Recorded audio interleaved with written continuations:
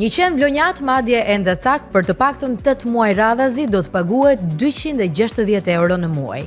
Ky është projekti më i fundit i nisur dhe i bitisur nga Bashkia Vlorë, e cila parashikon të ngrejë një stret të përkohshme për qenë të braktisur.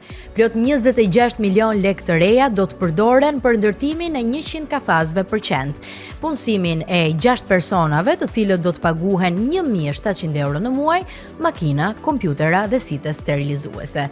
E gjitha kjo në emergjencë, pasi në nisje të sezonit turistik, turistët nuk duhet të shohin tufa qenë të braktisur, të cilët bëhen edhe agresiv në kohë ndërzimi.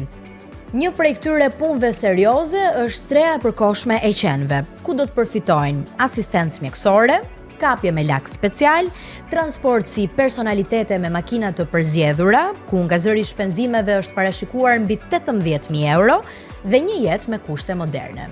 Të gjitha këto kanë shkaktuar reagim në qytet, por vetëm në formë memesh. Kur një pensionist përfiton mesatarisht 170.000 lek në muaj, Bashkia Vlorë ofron 260 euro në muaj për qend, ndonse kostot e ushqimit të tyre të gatshëm dhe të konservuar nuk kalojnë më shumë se 1.3 euro në ditë.